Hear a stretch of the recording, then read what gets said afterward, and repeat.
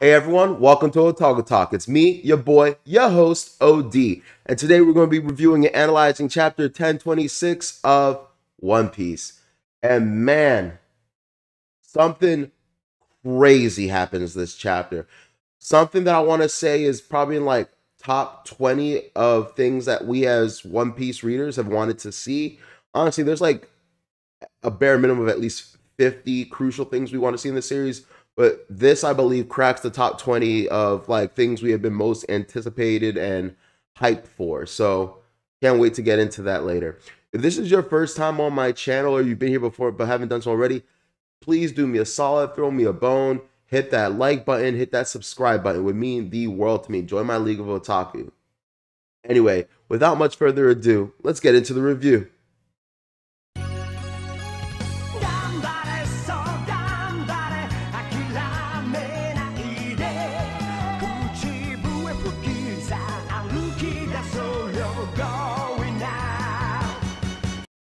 All right, guys, chapter 1026 of One Piece, Tennozan Turning Point.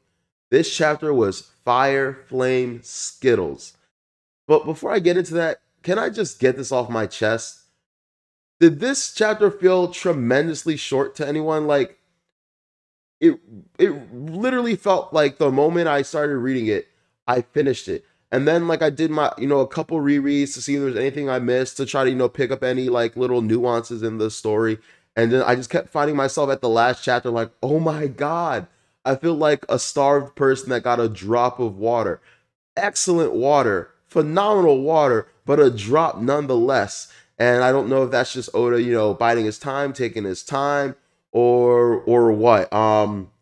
So yeah, anyway, let's just get into it. But I'm not like upset. It's just I wanted more. I just wanted more, and I don't know, maybe there wasn't that much dialogue. There was a lot of dialogue. I don't know what it was, but it felt so much shorter than usual. So we start off this chat. Well, let me talk about the cover art. You guys know I don't really like doing that, but we can talk about the cover art. So it's Nami running this shop. By the way, Nami looks bad as all hell. She looks bad. And that outfit makes me understand the appeal of Alti now. I really wasn't simping for Alti. Still not, but like, I get it now. When I saw Nami in that outfit, I was like, okay, there's something to this. And so she's making clothes for a young mink with Leo, and that was cool. Nice little chapter art. Looked really clean, by the way. I really liked it a lot. So anyway, now to get to the real shit. So we're at the we're back to the fire festival and we're with Hitetsu. And part of like the one thing I really wanted to know for like the longest time is why haven't they noticed or started freaking out about the fact that there is a giant island above them? And the answer was simple. It's hidden and obscured by the fog. It's so or in clouds. So they don't know that like literally their impending doom is lurking right above their heads. They're all just celebrating, all having a grand old time, just oblivious to what's about to happen to them. And so I was wondering, how are they going to, like, at what point is it going to become relevant? Are they just going to be taken completely by shock? And that question gets answered later on in this chapter, but we'll hold for that. We'll break for that. So there is a what are they called? A Mary. There's a Mary up on the rooftop, a male Mary, and he is signaling to well, not signaling. He's relaying information to the rest of everyone else that there is another dragon confronting Kaido. No one knows who this dragon is. Well, to be fair, first he lets everyone know that Yamato was the one on the rooftop that has been holding Kaido at bay. Then he lets us know that there is another dragon clashing with Kaido, and we get to see the reactions in various panels of different people. Queen is baffled who it could be. Everyone is baffled who it could be. I think some people know it's Momo, but they're also confused. Like it can't. Like Zoro explicitly is like that can't be Momo. He's never been that big. Once again, he wasn't there with Shinobu when Shinobu aged him up. So anyone that wasn't there for those proceedings has no clue what's going on. In fact, there were people that were there for the proceedings that when Momo first turned were scared that it was Kaido for a second. So I can totally understand the apprehensiveness and reluctance to kind of accept that it's Momo or guess that it's Momo, right? Like, as far as they know, Momo's always been this like cowardly kid. And so for this fierce dragon to show up that's clashing with a Yonko, like I too would think like I would have no reason to even think that it is Momo. So Luffy tells Momo, "Hey, I need." So actually, before that, sorry, I'm getting ahead of myself. Before that, Kaido sends a Boro blast at them. Luffy's like, "Yo, send one back." For some reason, Momo cannot do it, and the easy cop out would be that's part of the imperfection of the Devil Fruit that Vegapunk was talking about. But honestly, I think that it's just something more, I don't know, semantical about it. I like the theory right now that all the Devil Fruits have a swirl on them, which represents their ability to be reincarnated in the world, and that it seems like the fake Devil Fruits lack this. So maybe that's why it's a failure. But I don't know if that's the case. Um, yeah, we truly do not know what Vegapunk meant when he said that it was a failure, and I'm still waiting for that moment because as of right now, it looks like anything but. He looks tremendous. He looks amazing. Obviously not as intimidating as Kaido because Kaido also has that ambition and will behind him, but intimidating nonetheless. And so Luffy tells Momo, "Hey, I need you to bite him." And jumps off, activates gear third, and uses an elephant gun and cracks Kaido in the head, sending him to the floor. Momo is still freaking out, still being a little punk ass bitch, and not trying to do it.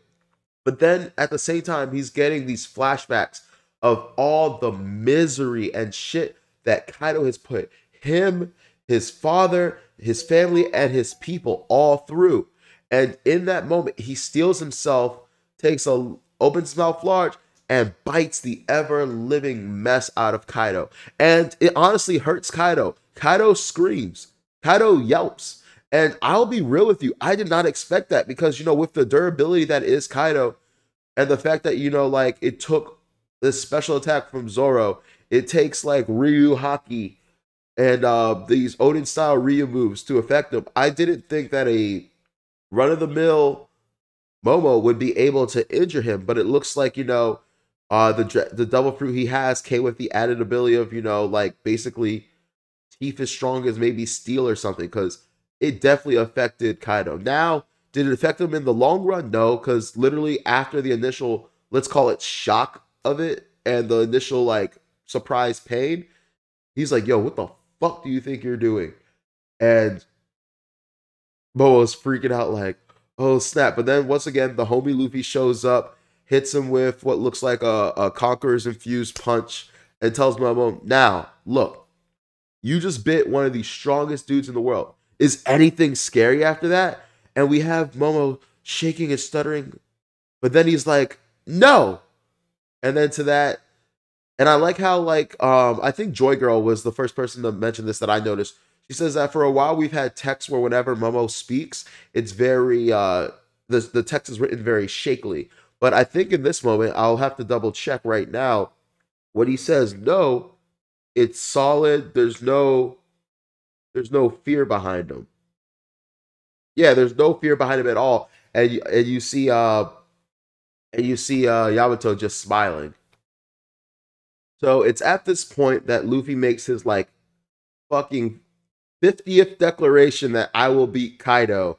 But I don't know, something about this time just really rings different. It just hits different, right? He says, "I'll defeat Kaido." And before, we've always believed, I almost believed it that one time before when he first developed Conquer Saki and learned how to attack with it. Almost thought it was at that point. But no, like something about this point seems really, really different. And we get to see the reactions of Big Mom, who's just like, "Look at this brat talking all that hot shit. Can't back it up." And then you have and I just love how you have a kid who's like, "You better." So basically that's his way of saying he believes in Luffy. And then you have Law who's just like, "Where have you been this entire time? Where have you been? Like you've said that a million times and you're supposed to be fighting him. Where did you go?" But anyway, but like that's him secretly being thankful that Luffy's okay and he's back in action and he's gonna go at him. And so literally the thing I was talking about earlier that we've all been waiting in anticipation for. Kaido and Luffy clash, and the heavens split. Instantly, there is a part in the clouds, and the moon shines through. And this is significant for so many reasons. First of all, we have seen since chapter like I think 450, 400 something, and then 900, I think 51. I briefly Googled it or something. Those are other times where we have Yonko clash, and we have seen that anytime Yonko clash, the heavens split. And so now, if anything, like yeah, we heard it from Morgan's, but now for us as readers, this is the confirmation that we've always needed. This is the moment where it's like, okay, Luffy is Yonko level. He has clashed with a Yonko, caused the heavens to split, and there are many witnesses to it. That this is an incredible, incredible feat, and I am excited to see where this comes from because this basically means that Luffy is on a whole other level. Also, I did mention this before, but earlier,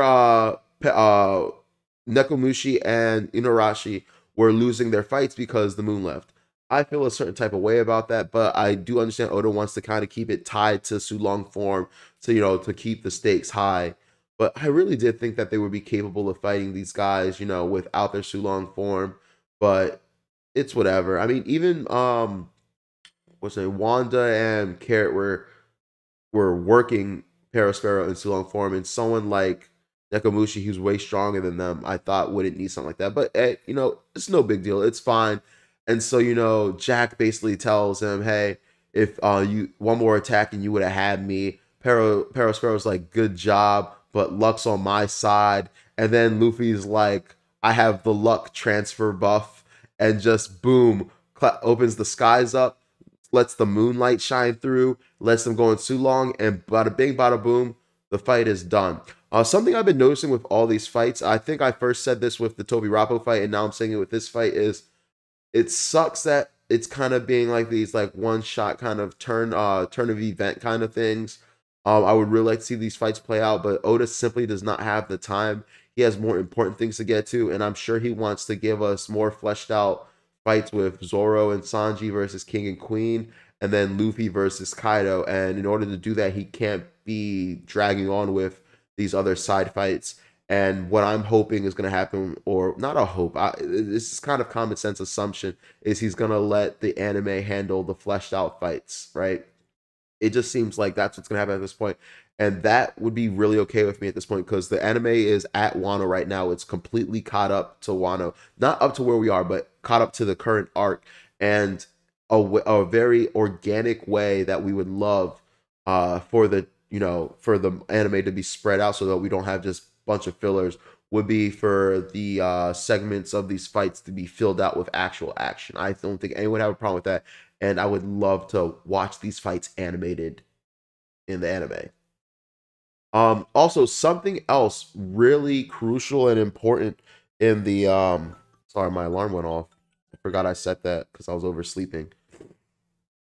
Something very crucial about Luffy splitting the sky was, as I mentioned earlier in this review, we see that that Onigashima is obscured by cloud and fog and mist and what have you, right? And that when dragons arrive, the storm clouds come, the weather changes and whatnot. But thanks to the splitting of the sky, I am hoping that now that everyone at the Fire Festival is going to be able to see that, holy hell, there is an island above us and we are in danger, and that there's going to be a great panic. They're going to be running, screaming, but on top of that, the most important thing to me that I've been saying review after review after review is that the people have to witness the overthrowing of the tyrant, the monarch, the person that's made their life a living hell, miserable. Every time Luffy has freed an oppressed people, island, or whatever, the people of the island have bear witness to it. It's not just one thing to hear it. Like I said, One Piece is secretly about not giving into hearsay and whatnot. It's about seeing feats, these great feats, for your own eyes, so that you know it's true, so that no one can ever take it away from you, so that you're not actually living in fear, that you're not living in hearsay that like, oh, so and so is dead. We thought Orochi shows up again. Twice now he's been killed, right? One time by Kaido, the other time by the Scabbards. A lot of people thought the second death might be, his actual death because they cut off all his heads. Seems like that's not the case. We might have a Hydra kind of deal where you have to like, what's it called, cauterize the wounds. There probably seems to be some special way that he has to be dealt with. So this chapter was incredible. All it does is just leave me antsy for next chapter. There's no break, so I'm super excited for that. It looks like the Mary that was spying on them has been knocked out due to the clash of Conquerors hockey between Kaido and Luffy.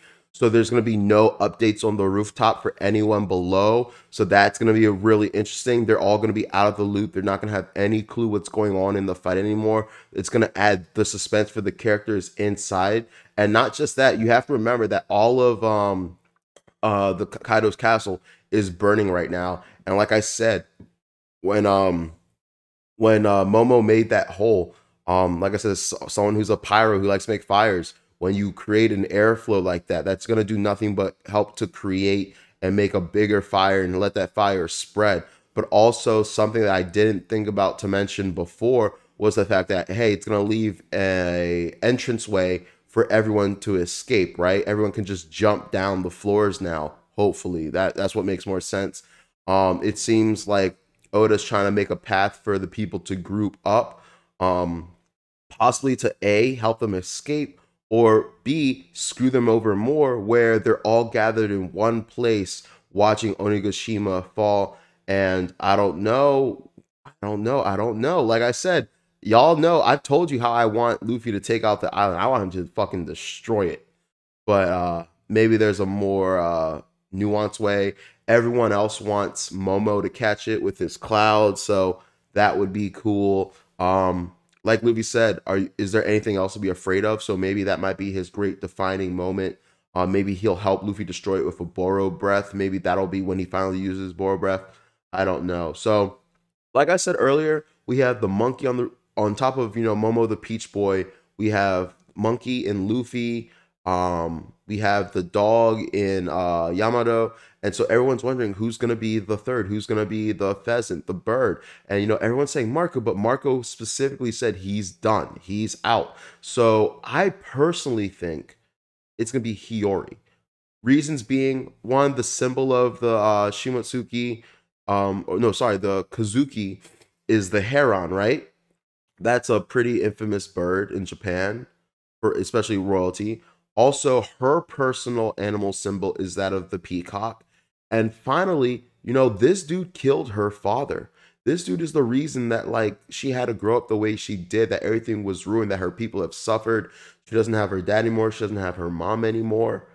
I don't know if we don't know anything about her fighting prowess, her ability to use the sword, but at the end of the day, she is the daughter of Odin, the real daughter of Odin, right?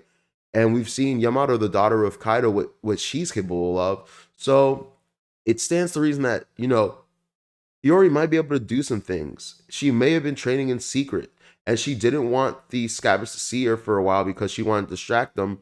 Maybe she's been planning, plotting, doing her own thing, and she's going to have some super clutch reveal moment where she shows up. But that's my theory. I think that the final wrap up will be Hiyori with a little tidbit of Toki. Anyway, I'm going to leave the review here for now because my camera is screwing up.